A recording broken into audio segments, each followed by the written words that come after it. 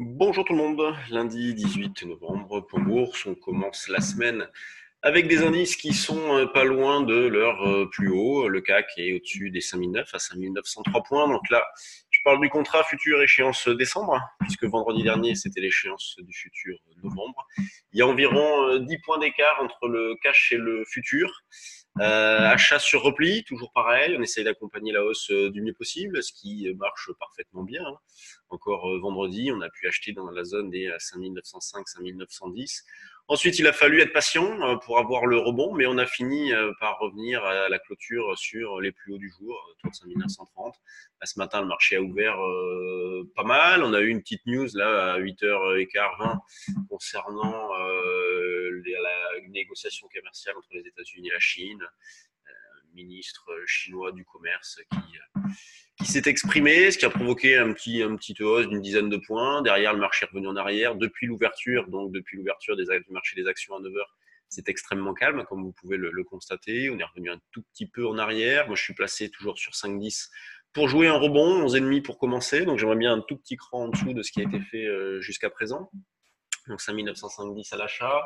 Achat de calls aussi, des turbo calls, dans l'esprit que l'on déroule ensemble depuis pas mal de temps déjà et qui marche formidablement bien. Si vous avez fait tous les écarts en prenant les prix d'exercice que je vous ai proposés, vous avez fait un petit carton. En tout cas, il n'y a jamais eu le moindre souci pour l'instant. Alors c'est sûr qu'à un moment donné, le marché retracera davantage et ce qui pourra peut-être poser un petit peu problème.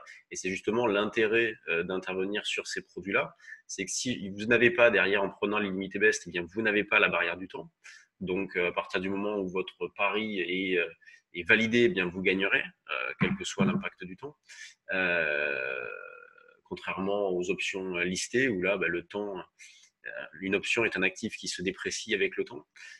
Et justement, si le marché part à la baisse, vous avez des barrières de désactivation, et puis on n'en parle plus, voire on recommence un petit cran en dessous.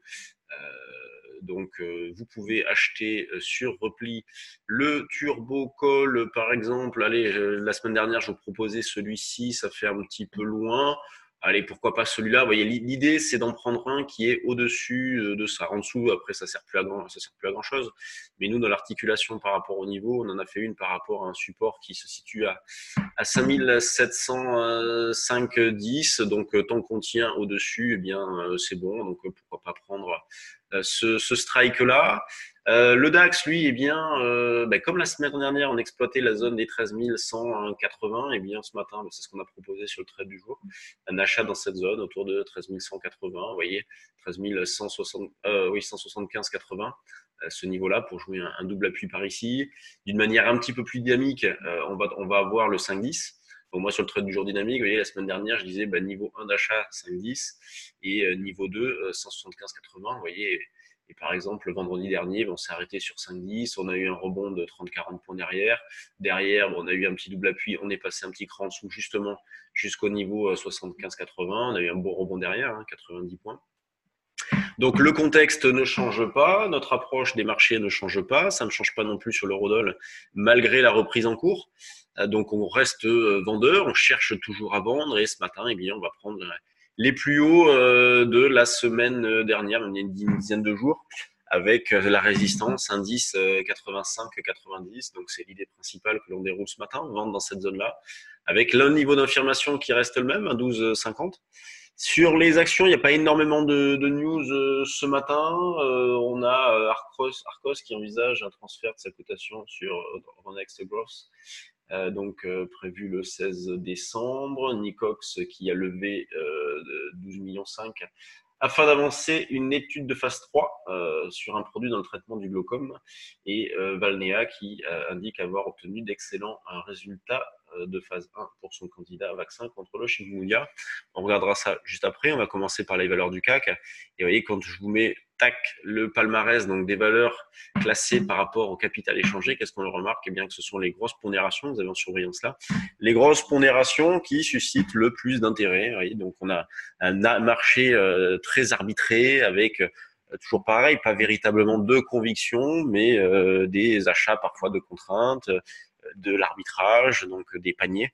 Donc là, vous voyez, la valeur sur laquelle le capital échangé était le plus important, c'est Total, devant BNP, devant Sanofi, devant LVMH, Airbus un petit peu à la traîne. Et quand on regarde donc les valeurs du CAC classées par pourcentage de variation, on voit que les variations sont assez modestes. La plus forte hausse, c'est Capgemini. La plus forte baisse, c'est Bouygues à -2. D'ailleurs, Bouygues qui revient donc en situation de double appui contre signal dans cette zone. Avec des probabilités donc de rebondir tant qu'on est au-dessus de 37,60. En dessous, ça diminuera un petit peu. C'est pas foufou hein, comme graphique, Bouygues. Capgemini, elle est plutôt pas mal, donc bien orientée. La semaine dernière, on a analysé toutes les valeurs pendant notre day trading live, donc avec certaines qui ont vraiment des configurations intéressantes et d'autres. Et par exemple, je pense à Renault qui est vraiment pas belle, qui casse tout. Elle a cassé ses derniers plus bas. On est revenu sur des niveaux qui n'ont pas été cotés depuis très longtemps. C'est vraiment pas joli. Quand on lance les screeners, donc les valeurs sur lesquelles il y a du volume, tiens, on n'a pas parlé du volume sur le CAC, je pense qu'il va être faible de 106 millions. C'est conforme à ce que l'on a ces derniers jours, hein, à cette heure-ci, à 9h30, à 200 millions. Donc dans les screeners, on retrouve donc Valneva, Anevia, Teradiag, Carlink, Transgen.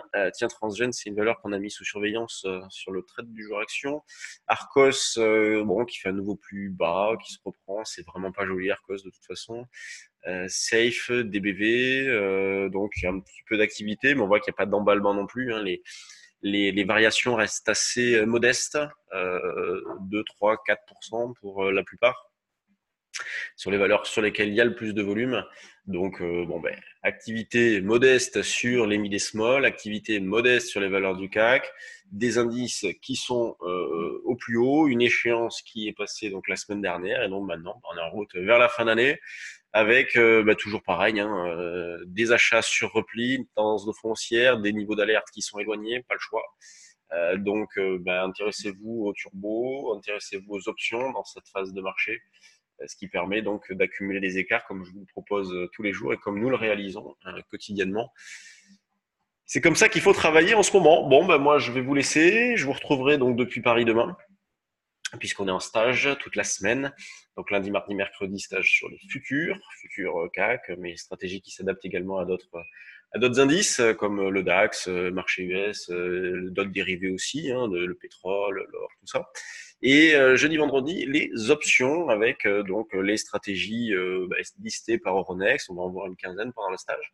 Et ensuite, les stratégies que l'on peut mettre en place dans le contexte actuel. Bonne séance à tous et à demain.